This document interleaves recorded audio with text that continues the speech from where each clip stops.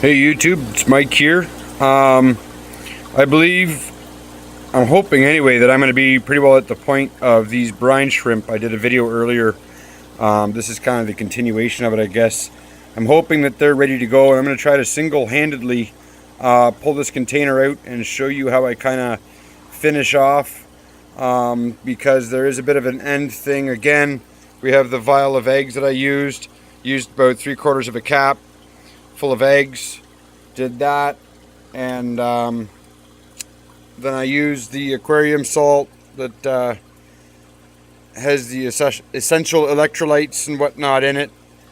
This stuff here, it works quite well as a salt. The fish like it, the brine shrimp like it, so that's a go. I figure it's been pretty close to 12 hours now. So I'm going to start.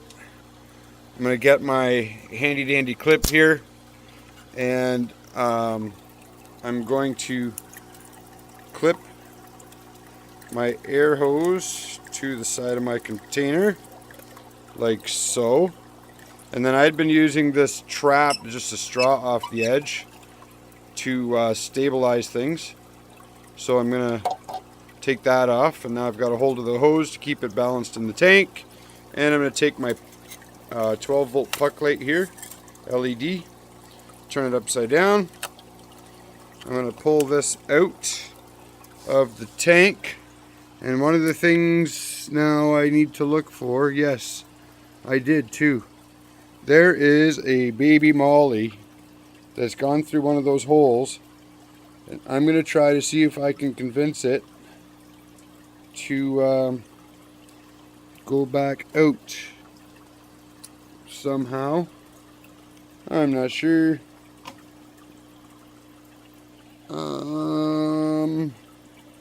Shoot. Little guy is not cooperating.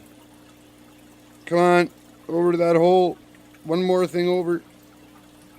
This is taking longer than I had expected, because that guy is not cooperating.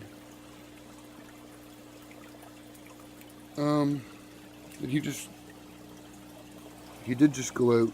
Sorry. I'm trying to do a few things at once here. Yes, I do believe I have got the molly out. So we'll let the last of the water drain out of the bottom,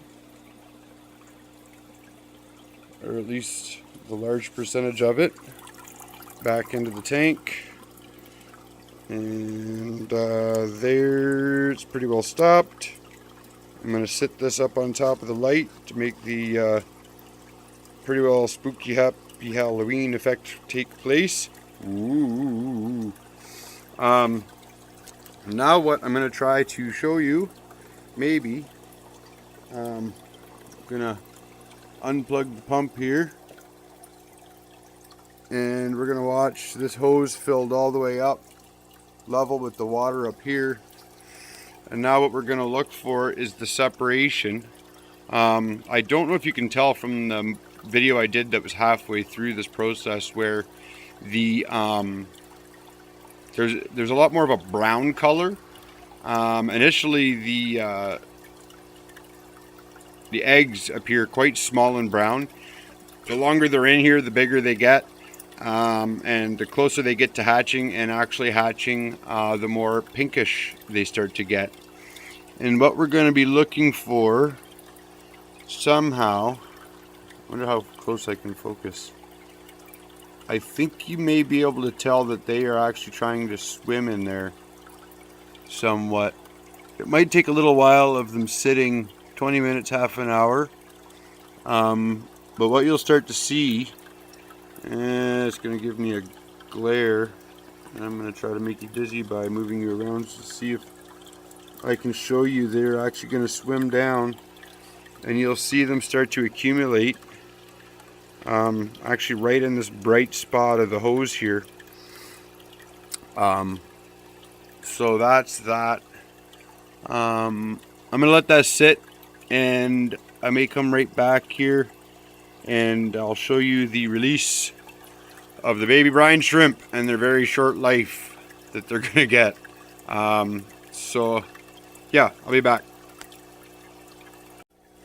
Okay, so here we are. It's been 15 or 20 minutes. You can see the eggs have floated to the top of this brine shrimp hatchery, and here you can see that the shrimp have all basically swam to the bottom. I've pulled the clip off the top and the hose down, and what I'm going to try to do is I'm going to try to show. Let me reposition here. I'm going to try to show the brine shrimp coming out the end of the hose, and hopefully we can see the young come up once they realize what's going on. So here I'm going to release it. There goes some air. There's a big dash of brine shrimp. I've shut the bubbler off, and they're still coming, still coming, still coming, still coming. Makes quite the cloud in there. I'll try to pinch that off again and stick it in the top of the container. And I'm trying to decide here if we've even got fish that know what's going on. Oh, I was going to shut that bubbler off too in the tank. There, now maybe everything will settle down.